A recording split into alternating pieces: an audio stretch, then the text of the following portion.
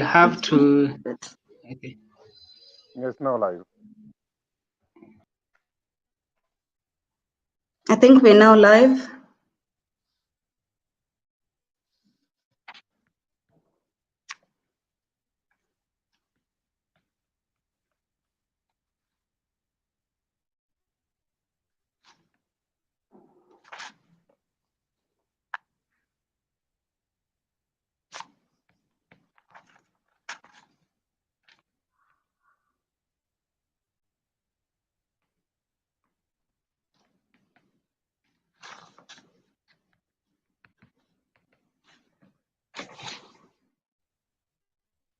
Mr. Olich, do you think we should begin, or do we give these people a bit more time? We need to give them a bit more time because we need to do an opening up, and then from the opening up to give us what to talk about. Yeah. So Please switch on. give them about 6 months. Yeah. Please switch on your videos. I'm on. Evelyn, please switch on your video.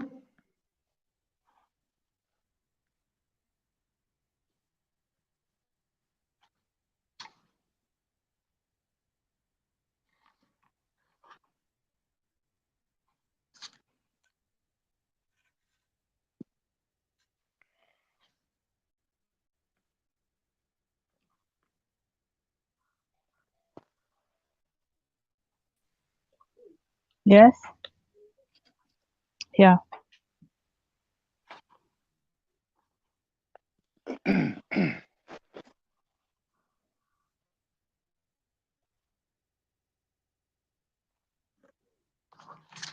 Hi, Evelyn. Evelyn, I can see you now. And who is Faith? Faith.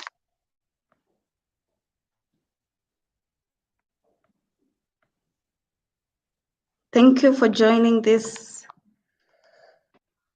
cast. Let's give these guys maybe another 10 minutes or so, and then we begin. Yeah. Yeah. But in the meantime, we can introduce ourselves.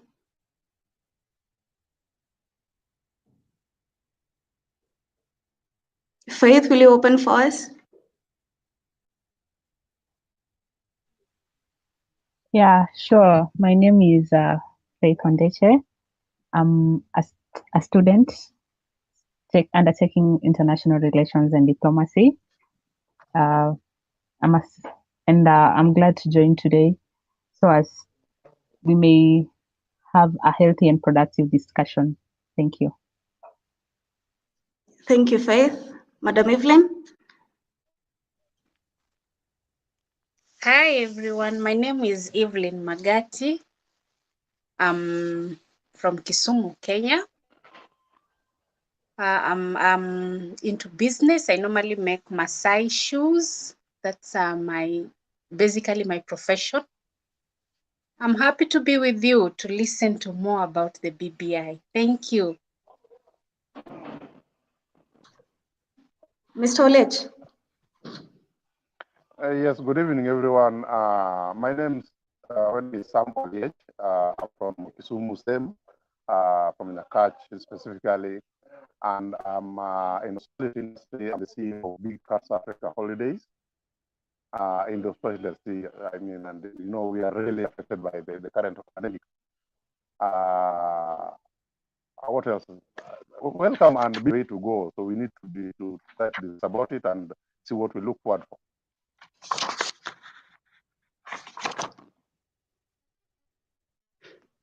Well, my name is Victoria Elaine Muthoni. I am a Kenyan citizen. I am a Pan-African at heart. I believe in the unification of Africa for the betterment of our people. I am also a person who takes a keen interest on things that are political in nature. I believe people need to have political discussions in order for us to be able to agree. We cannot agree if we cannot talk. So first we need to talk, we need to break down what is happening, and then maybe we can come to an understanding and move forward. I am honored to be your host tonight. Thank you for trusting me with your time. Thank you for trusting me with your mind. I hope we can have an open discussion, a healthy discussion, as Faith put it. Yeah, and we can agree on a way forward that works for all of us.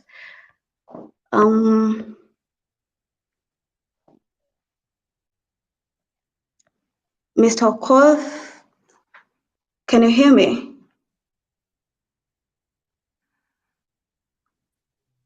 Yes, Victoria, I can hear you. How are you? Happy to be on this panel. I am very fine, thank you. Please introduce yourself. My name is Okoth Opunda. I'm the former Secretary General of GPAN, and currently a member also serving the GPAN Kenyan wing, and based in Nairobi.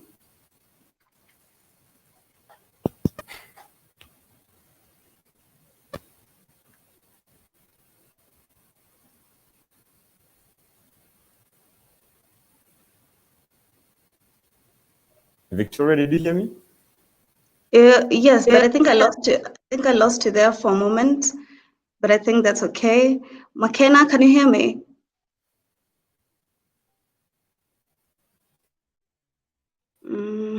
I think we've lost her. So let's just dive into it because it's already 10 minutes past time.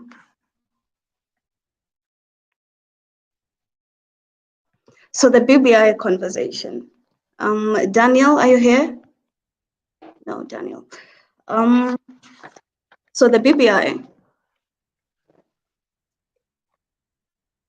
the Building Bridges Initiative, starts with the handshake that happens in March.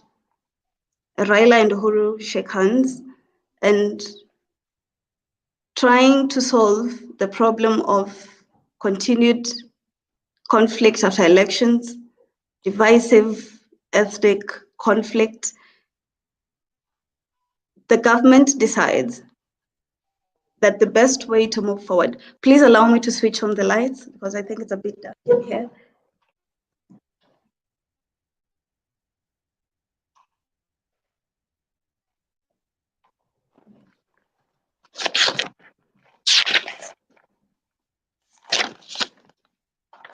That the best,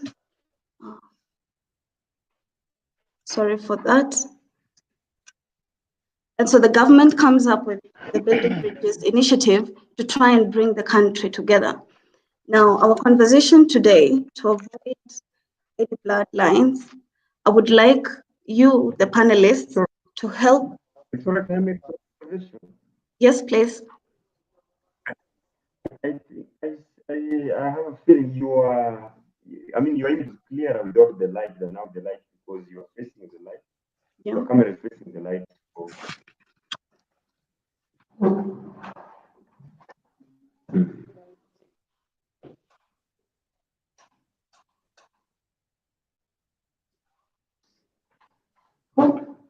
Is that better lighting? Yes. Yes, it is. Yes, I think this is better. Yes. You agree with me? Thank you. You agree with me? Is that better? Sorry, okay. Please say that again. I think that is better. That is clearer than yes. Yes. All right. Thank you. Daniel will not be joining us for the meeting. He's apologized, but I think we can still continue the conversation. So that is the background to the formation of the Building Bridges Initiative. So a committee is created and they come up with this draft that has these proposals that is effectively supposed to lead us into the future, into a Kenyan future that does not involve political clashes, that is supposed to bring us together. So the report insists on the creation of a national ethos, what Kenyans believe, what brings us together, what we agree on. Because as things are currently, we do not have national ethos. So what happens is we go into elections, we are divided along political lines, which then leads us into a cyclic circle of violence after every election. So to try and solve that, the BBI was formed. I would like to now ask each one of you to give your views, just a general view on what you think, what your take is on this. Mr. Oliech, will you start first, please? Okay, thank you very much. Privilege to be here today to discuss about what is BBI. In that concept, BBI is a political solution to a problem. Political problems were what were highlighted in the BBI on the 9th March of 2018 by the Right Honorable retired Prime Minister Raila Odinga and the current President Honorable Uhuru Kenyatta. The important parts were of it. They had 9 points to look at. 9 points, if you look at them through, they really combine, really come to the ground to bring us together. So in the theme of the BBI was to create a united nation, a united Kenya currently and for tomorrow. Tomorrow are the future generation, the people who are coming. And the steps that was highlighted were corruption, of which we all know that corruption is one of the killer disease, the killer system in our society. And then it was a lack of national ethos. That's negative politics, as you all know. Then 3 was devolution, which you see how it's going on and it's working across your locality. And then 4 was divisive elections. Like when people go to elections and one loses and one wins, then one takes all. That's it's been highlighted. Then the 5th one was security and safety of Kenyans. And then 6th was responsibilities and rights. You hear about the foreign countries, children saying that they're right. You know, you cannot beat a child because it's his or her right not to be beaten. And then here we are bringing it to the rights of a person like Oliech who wants to get something in the government. It's my right to get a proper service in the government. And then when you look at number 7 was inclusivity. Inclusivity is like the minority groups, the single individuals who is down there to be part of the government. Then number 8 was shared prosperity, which you all understand. The last one was ethnic antagonism. So when we open up all these angles and we look at each of it as per the report currently, we find that it's giving us a clear future, clear tomorrow for Kenyans, a clear 2017 in the years to come to make Kenyans is stable. So we want let's a little bit expunge through each of us on the points that I've put across, which is not mine, which is the BBI point. So I think even you people we can pick it up from there.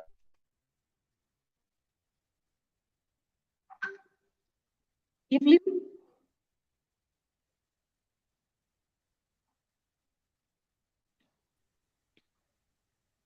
Evelyn, can you hear me? Well, yes, I can hear you. Well, to be sincere, I am not so convinced with the BBI.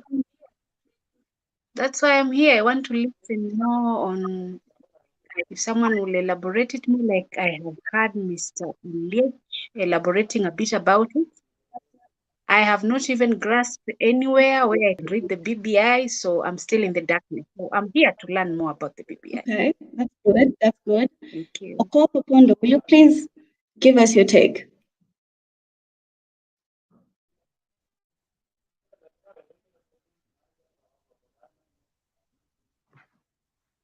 Okay, can you hear me? Yes, loud and clear.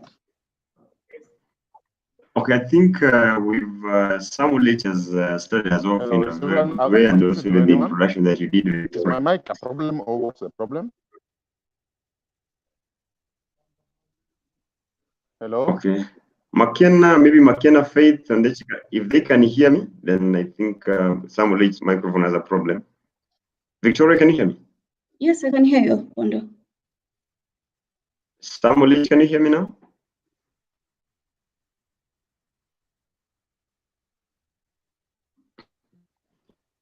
Should I go on or should we wait for some? Yes, please continue, Pondo. Please continue. Okay, great. So I was saying is you started us off very well by giving his a background on even how he got to the BBI, and then Sam has gone ahead to state even the major points. Number 1, 2, 3, 4, 5, 6, 7, 8, and from my side, as a Kenyan, as a young Kenyan, and somebody interested to see this country moving forward, regardless of our ethnic differences, religious affiliations, or any kind of affiliations that try to separate us. I think it is true.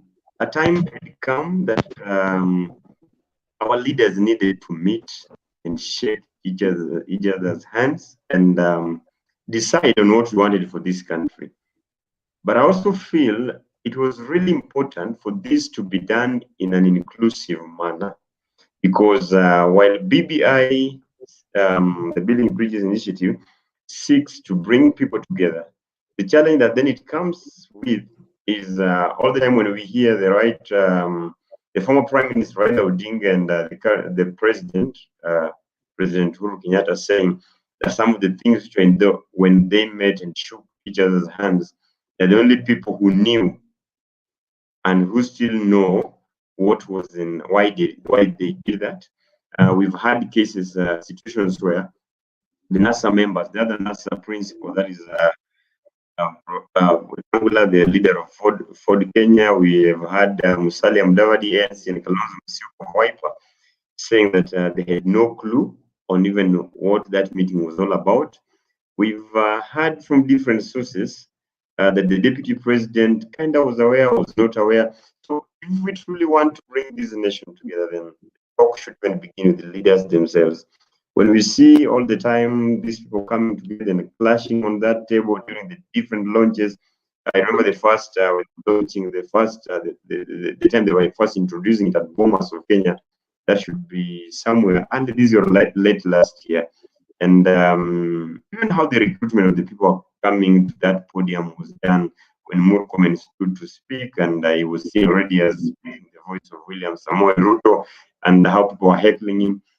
Coming again back to the recent event at Bomas of Kenya, where the vice president, the deputy president, was saying that I have the following recommendations to make. At the moment he started speaking, everyone else started heckling and shouting at him.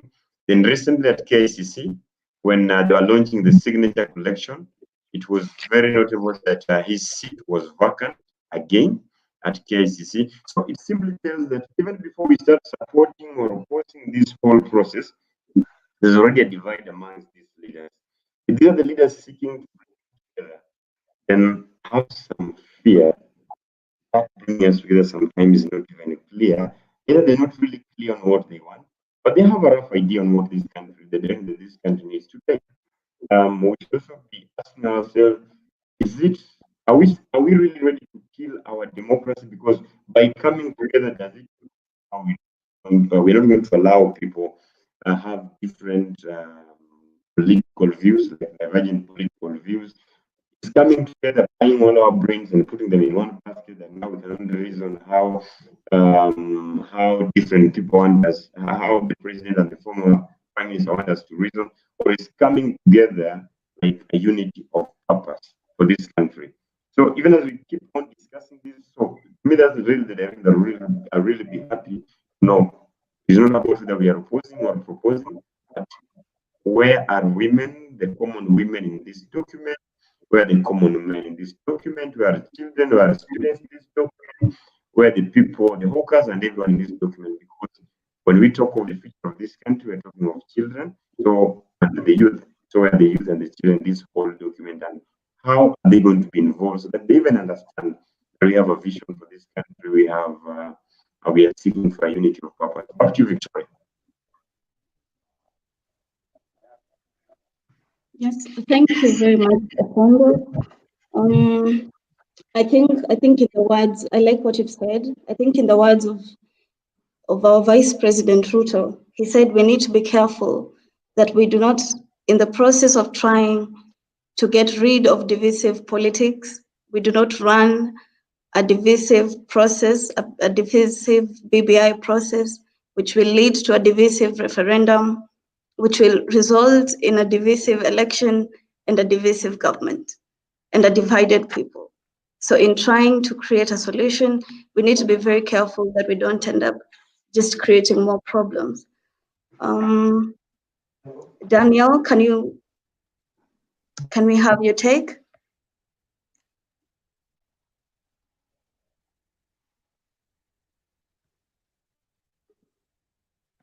Yeah, I think we've lost him. McKenna?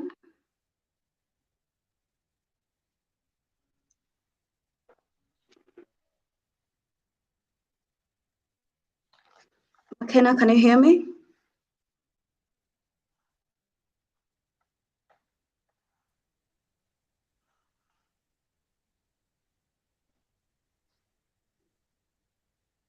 I definitely cannot hear her. So one of the big issues in the BBI is this.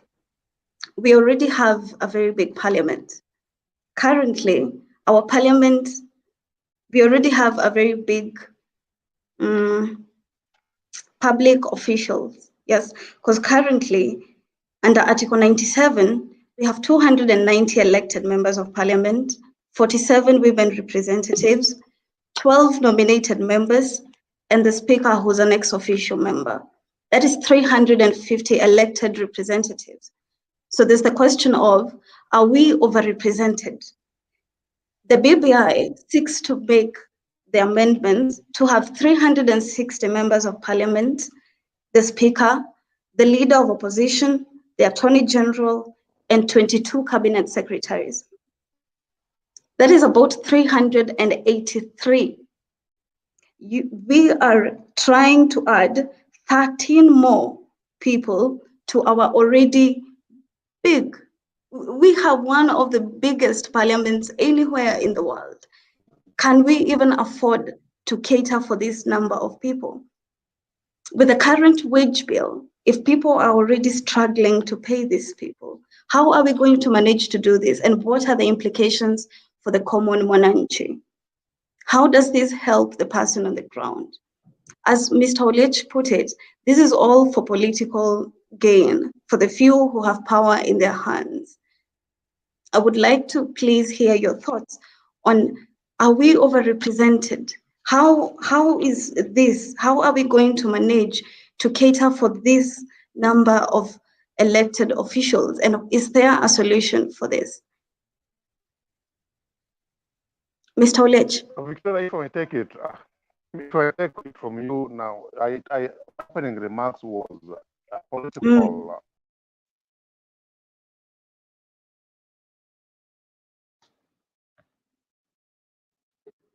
Oh, Mr. Olech is gone.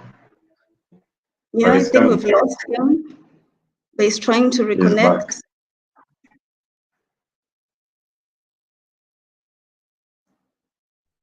Mr. Opondo, will you have a go before Mr. Olech is able to know? So, okay, Mr. Olech, are you back? Yes, I'm back. Okay, great. Okay, not my end. Victoria, you are mentioning a very, very important point here. The point on, are we overrepresented or not? I do think sometimes I'm not worried about representatives as long as it is quality representation. Because if we look around the country, some other countries in the world, so think of a country like India, for example, a country with over 1 billion people, but having 22 states, and a state like the Uttar Pradesh state, which just is led by one governor. The state itself has over 200 million citizens, right? That is like 5 Kenyans put together. 5 Kenyans put together. So the question is here. The question here is not whether we want more representation or we want less representation. We should be asking ourselves, what have we achieved? I think listening to Olech when he started talking, and even to Victoria, we have to agree that we should be very careful with what the wage bill is likely to look like. Kenya is already suffering right now. There's just so much that is happening. By putting BBI and making it pass, is it going to solve or is it going to destroy more? If by having more people representing us, the BBI should then be recommending on the extra sources, extra ways of raising money as a country. Because remember, we have debts to pay. We've already surpassed the 7 trillion. We have children to take to school. We have health sector to raise. We have fallen industries to bring back on toes so that we provide jobs. I happen to be running a very crazy program. I've been working with young people across the country, the ones working on Kazi Mtaani, and recently just asking them, what do you think should be done? And they're saying, Kazi Mtaani should not be stopped because they want more jobs, they want better payment, and to them, this is a very important thing. So at this point in time, should we be talking of creating more employment for the 800,000 young people who get into the job market every year, or should we be talking of putting billions into referendum? I think sometimes we just need to be very clear so that we have our priorities right. We're talking, we are having this session at a time that even our own medics are not having the proper kits while dealing with the COVID-19 patients. We're talking at a time that most parents cannot even afford to take their children to school. Their parents have not been able to take children back to school. The Minister of Education said, take your children back to school. The government, the schools should not send children back to school, back home because of school fees. 1 week or 2 weeks later, the CS of Education comes out and tells parents, now you can negotiate with schools on how to pay school fees. Parents have lost jobs. Industries are falling. People have lost homes. Is it time to think of changing a constitution that has not been fully implemented? Or is it time to think on maybe just looking at the constitution that we are having? How then can we square the little differences that we have? Let us go back to the issue of, Ms. Solet mentioned it as one of the points. We've had a history of tribal clashes towards the election. I want us to be honest here. Do we clash because of, is it a case of injustice and unfairness, or is it just about cases of the politicians taking advantage of the divide and rule? If you go back to 2007, you know what happened in 2007 when we had the former Prime Minister and Ruto on one side, and that time it was Kenyans, Luos on one side, and versus Kikuyus on the other side. Coming to 2013, we have now the Kikuyus and Kenyans on one side, Luos and the other tribes on this other side fighting. Coming to 2017. So you notice it's not really an issue of tribalism, but it's an issue of the cunning politicians who have mastered the game of using the little differences that we have as Kenyans to hit us against each other. Sometimes it could be Muslims versus Christians so that we win the Islamic votes. Sometimes it could be tribe versus tribe so that we win certain tribes' votes. Sometimes it's an issue of clan versus clan. Let's say you go to the Luo community or to the Rendi, the Kabra community. So it becomes an issue of a clan versus clan. And these are games and tactics mastered by the politicians so that they keep on ruling us more and more. I'm very keen to know how BBI will solve corruption. Corruption is a practice and is a culture that has been cultivated over a long period of time. We don't need to lie to ourselves that with just one report and with one document or one policy document, we're going to end this thing abruptly. We have to be very keen on even how we are proposing the changes and how we are going to implement certain changes that are being proposed. So I would maybe also be happy to hear from Samuel H. what his state is on, but back to Victoria. Yes, thank you so much, Mr. Pondo. Mr. Sam. Yes. Opondo, it's clear, but I still stand with you, and I want people to know that political solution, underline the word political solution to a political problem. A politician will tell you everything to make sure that he gets what he wants. A politician will put something on you until you meet him. He will work on you to get to the powers that he wants. The BBI, it's a call solution to the politicians, not to us. As individuals, us as normal Kenyans, we are gaining a very little things from the BBI. But now the question is, can we stop? Can we stop it to make sure that we get what one? Because if they talk about political, I think we've lost Mr. Oliech.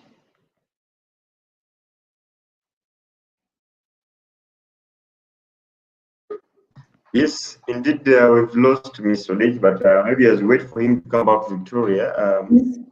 I see. Okay, he's back. He's gone. Okay, he's back again. Okay, back to some. Mr. Oliech, can you hear me? what's the problem? And because sometimes people go off completely.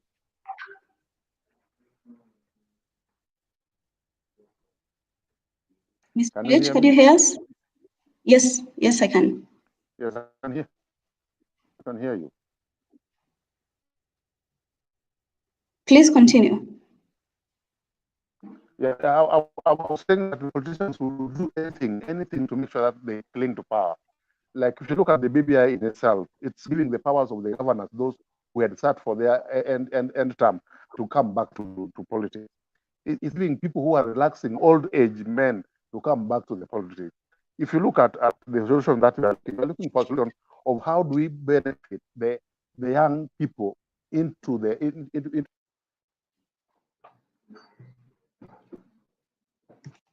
I think Mr. Oliech is experiencing technical problems. Before as he's trying to join us, we can focus on, I like what Okoth has talked about. You've mentioned corruption being an issue of the people themselves. It's a cultural issue. For you to solve corruption, you don't just need a report. We could have 20 BBI reports and we will still be a corrupt people, because for you to solve corruption, let's give it an example. If you're bribing a policeman, as is quite common, how do you stop citizens from bribing the police? Because as much as the policeman is going to take the bribe, the citizen has the responsibility to not offer the bribe to start with. If you're bribing any public official, it is as much the responsibility of the public official as it is the citizen. So as much as we complain that we live in such a corrupt society, it is first upon us, the citizens of the country, to not be corrupt. Yeah. So you could have one BBI report, you could have 3, you could have 10, you could have a report every single year. You could have a report every single year telling us not to be corrupt, to have national ethics, to unite, to speak the same language. And nothing is ever going to get done unless we, the people, we ourselves, first change, decide not to be corrupt, decide not to be tribal, decide to be better citizens. Yeah. The BBI report does not talk about unemployment. We have a population that 60% is below the age of 35. That is like nowhere else in the world besides the African continent. We have issues that we need to discuss that are so much more pressing than the BBI report. We are in the middle of a global pandemic. Doctors who are ill-equipped to deal with the crisis. Unemployment, even the people who were employed before have lost jobs. And as Okoth was saying earlier, parents have to take their kids back to school in January. How hard is that going to be for families that have 5, 7 children? Where do they even begin? Where both parents have lost jobs? And how does BBI help us solve these current problems? Because for us to deal with these issues, we cannot be running to reports like this. Yeah. Does anyone want to speak? Yeah. So, Victoria, what is happening? Mm-hmm. You remember we had the famous Ndungu report, We had the TGRC report, and all Yes. these ones came as a result of the post-election violence of 2007. After doing the thorough research, the report indicated that most Kenyans, one of the biggest issues that we've been fighting for as a nation is the issue of land. So by now we should be asking ourselves, what happened? Were the recommendations implemented? And if the recommendations were not implemented, how sure are we even the Building Bridges Initiative is going to be implemented? Then one thing you also notice that our politicians, just as Samuel Lee said, this is a political solution. And you can already tell the people who are siding by this document versus those who are not siding by this document. You already tell who is who. We've had scenarios in this country. You try to analyze from the year 2002 up to now. We had an election in 2002. In the midterm, we had. It is like we also have midterm elections in Kenya, because after 2002, in 2005, we had a referendum before 2007 general election. Then we had the 2007 general election. After 2007 general election, the midterm, we had 2010 referendum. So then we had to election in 2013. Then between 2013 and 2017, it was so unfortunate that we did not have, I know the politicians are not happy that we don't have another referendum. But now, after the election of 2017, between 2017 and 2022, now trying to force something in between. The truth is, politicians want to keep this country in a campaign mood. They always want to be relevant. They want their issues only to be the issue in the newspaper. They want us to open the newspaper every day, and when you go to Standard, Daily Nation, People Daily, always on the cover, it's Raila did this, Ruto did that, Uhuru did that. When are we going to start hearing about this doctor did this teacher performed this way, this set of transport did this and that? Because now it is time to start changing the story. They want to control the media. The only way to control the media in Kenya is always politicizing the country and always making people believe that politicians are the only things and the only people that we need to listen to.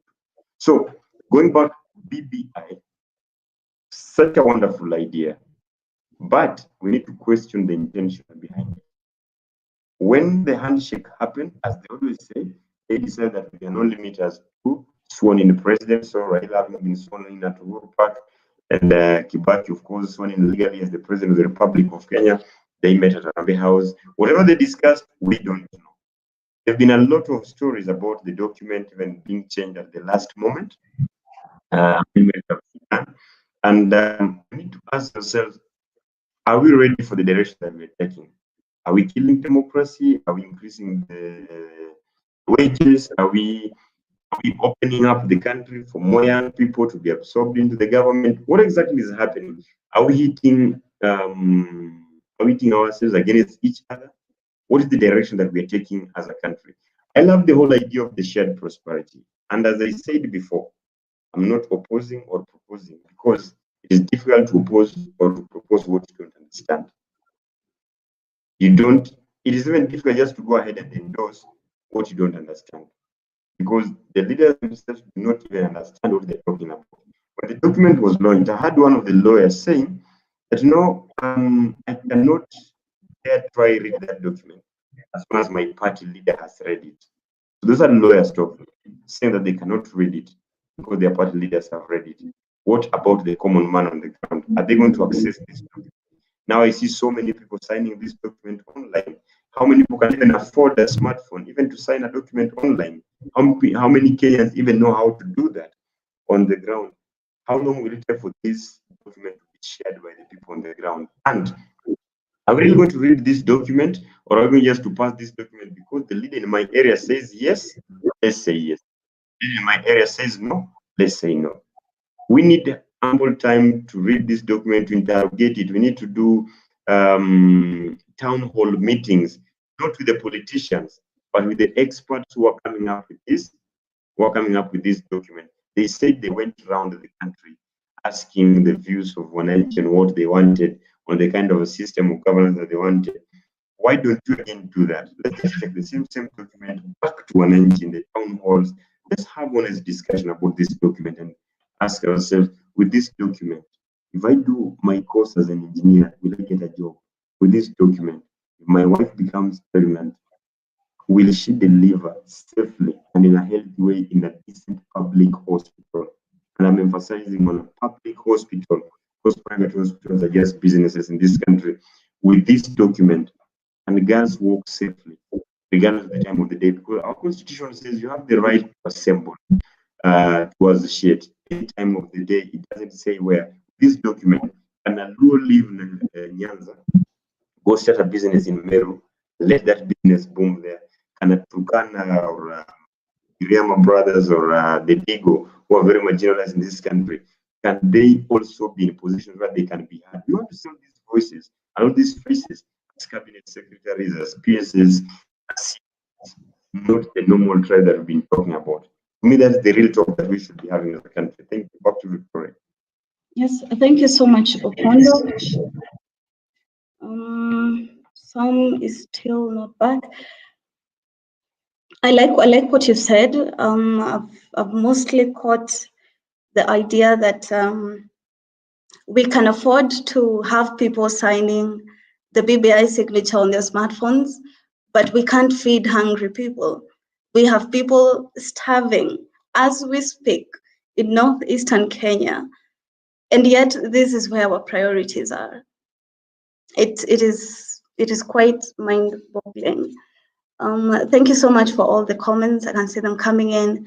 Thank you so much, Adrian. We will try and address some of the questions you've raised about how do we bring character into our institutions, into our judiciary. I'd like for somebody to address the issue of one of the recommendations that the report makes is the introduction of the office of the ombudsman in the judiciary. And how does that compromise the independence of the judiciary? We have had so many cases, long-standing cases, of the government being, the executive especially, being too involved in the running of the judiciary. And you cannot have a credible justice system if the executive is too heavily invested. Yeah, if we say we want to introduce the office of the Prime Minister, but the Prime Minister has a direct correlation to the judiciary, then how do you know that the legal framework of your cases is not too heavily invested in by the executive because of the creation of the office of the ombudsman? Is that a good idea? The office of the Prime Minister, is that an office that we need? Or does this take us back to the old days, to days of political space being very curtailed by the government? Are we watching the political space of the country? Is that something that this report is actually interested in solving? Or are we just creating more problems than we already currently have? We, as I said earlier, we have an extremely massive wage bill in terms of what we pay our elected officials. Opondo said it's maybe not an issue of a representation, but an issue of the representatives being slackish, not really caring about the people, about our institutions being too heavily corrupted, that people are simply we're not ethical. We are known for our negative I'm looking for a particular word, but the word is completely gone. Yeah, but the things that we are known for, even on the international arena, for corruption, for scamming, for bribing, as a drug hub. If you talk to somebody and you tell them I'm Kenyan, the idea that comes to their mind is already of a corrupted people. Does this report focus on any of these things? Does this report address any of these issues, or are we just creating more problems for ourselves? Is the office of the Prime Minister a necessary office? Is the office of the Ombudsman a necessary office? Can we implement the 2010 Constitution as it is right now and actually have a fruitful country.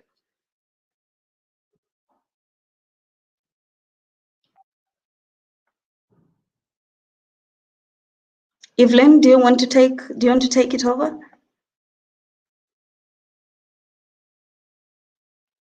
McKenna?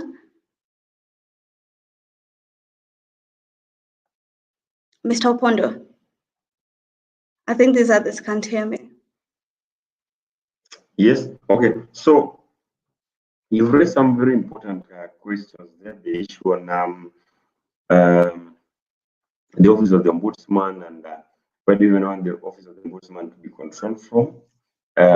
We've raised an issue of the independence of the judiciary. You've recently just had the Justice Maraga, Justice Maraga complaining on the amount of money that was allocated as development money to the judiciary. They have not even been able to recruit the number of judges that they are required to have on board. As a result, now we have delayed justice process.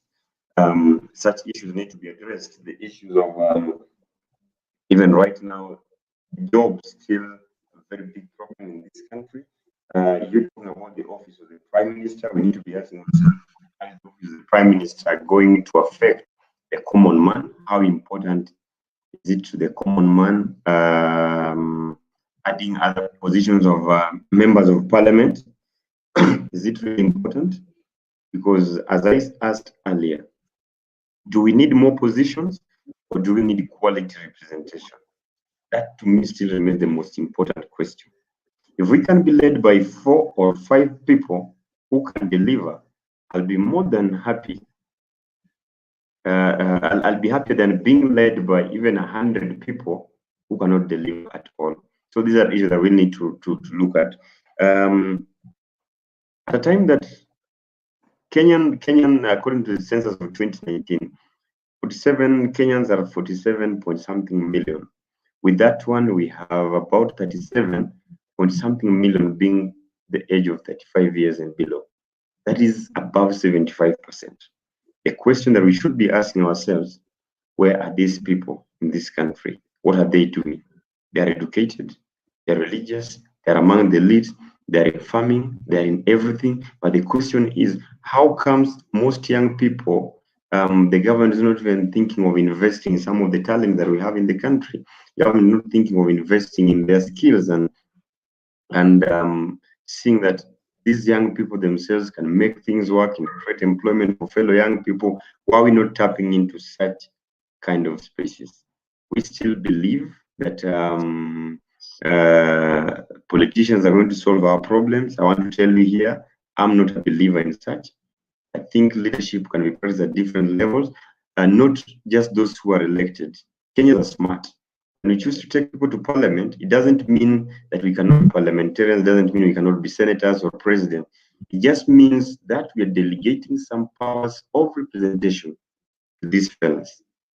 It means that not all of us can fit in that assembly, in the Senate that contains 47 members. It means that all of us cannot fit to be in that parliament that has 300 members of parliament. But what it does not mean is that Kenyans are foolish. Kenyans are watching. Young people are watching, and what they're asking this time actually just ticking. People are tired of corruption. People are tired of misrepresentation. People are tired of mismanagement of resources. And we should be very careful of a population that is really growing very fast and a population of educated people. That is just too much energy and too much knowledge. If not well handled, this country may just be going for a very wrong direction. Because if you have so many people who are educated and you're not thinking of how to absorb them into the job market, and instead you're just thinking of how to give them 100 shillings notes to go fight each other, to always go against each other, then a time shall come that these people will turn against you. Because nothing lasts forever. Sure, Kenyans are tired. Across the divides, regardless of their tribes, Kenyans are tired. People want jobs. People want better healthcare. People want proper drainage system. People want security I want to be able to move across this country without a policeman harassing me for how I dress, for how I shave, for the type of shoes that I put on, that I know that if I put on a Timberland in the eyes of a policeman, I'm a thief. Know that if my eyes appear in certain color that are in the eyes of a policeman, I'm a gangster. Know that if I maybe have my dreadlocks in the eyes of a policeman, I'm a bad guy. These are the issues that we need to address. And again, look at this. When we are ready to invest billions into a referendum, but we can't even assure young girls of free sanitary towels, surely we're not just serious. We need to put our priorities rightly. Is it school fees that now parents need and food, or is it a new an updated constitution? The moment we can ask this question, and I can assure you, today if we run a poll in this country, national neutral poll, most people will tell you that a referendum is not a priority. Now they want to know, what is life with or post-COVID? Will I get my job back? Will my child go back to school? Will the hospitals, the standards of hospitals improve? Will doctors get a better pay? Will teachers get a better pay? Because now you are telling even teachers in schools that, you know what, you need to be there for children, you need to be there for students. You're forgetting that even teachers are parents. Teachers do not come from the Mars or from Pluto. They are also from this same world. So they are parents somewhere. These are the issues that we need to address. And remember the issue of wheelbarrow, how it became contentious? You still wonder how a 16th century machine is still important. If people are not taking that machine, then it simply means that something is wrong. But if people are still going for these things, Kenyans are still using jembes, Kenyans are still using wheelbarrow, they're using all these minor things. We need to address the basic things that are affecting this country. Back to you, Victoria. Thank you so much, Opondo. I think what you said about Kenyans not being fools is very important. We are actually a very educated people. We've been to school. We have an education system that works. To date, I don't understand how our politicians have been able to lie to us for so long, to keep us thinking very, very small, while the rest of the world is literally miles and miles ahead of us. And our people have been to school. We understand where we've come from. We understand the struggle for independence, the struggle for self-rule, the struggle to create a country that works for all of us. And yet we keep being divided along ethnic lines. We live so harmoniously for 4 years until it's time for us to go into the ballot.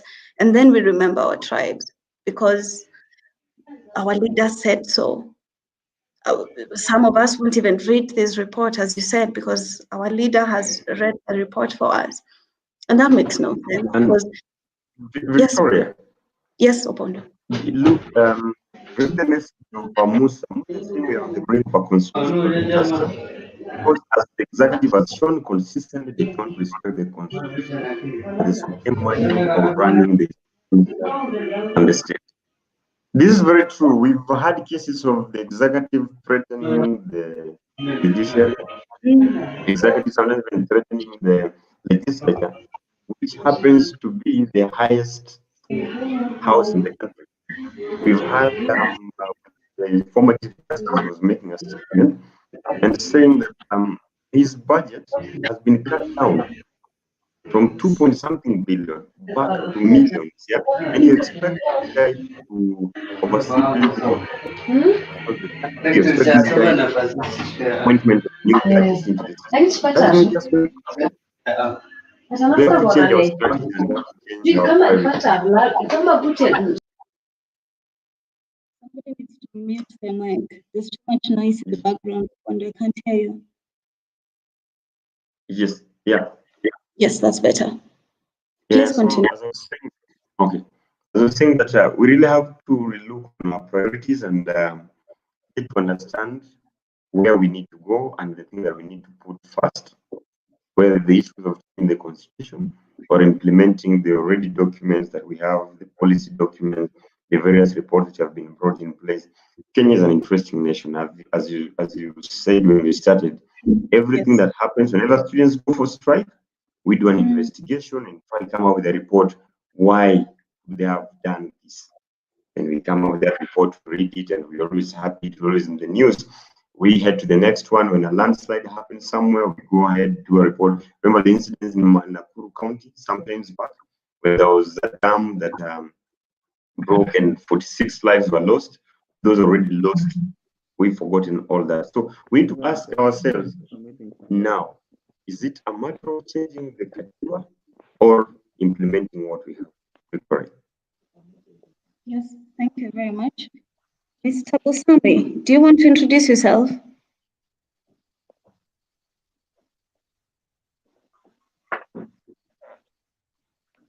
Mr. Busami, can you hear me?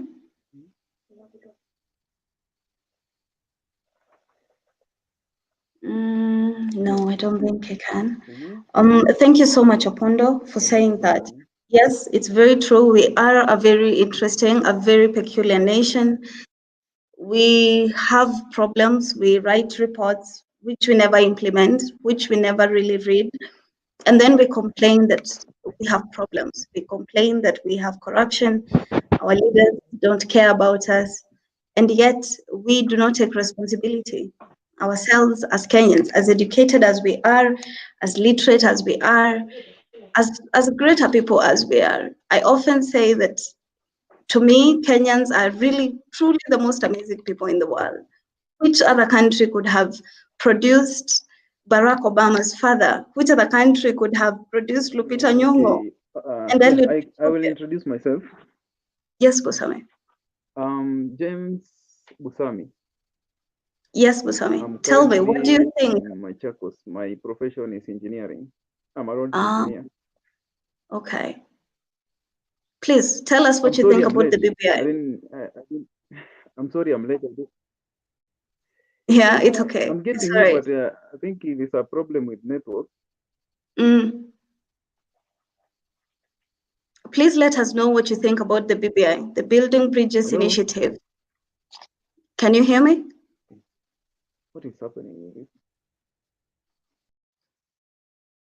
Yeah, I think we've lost Mr. Busami too.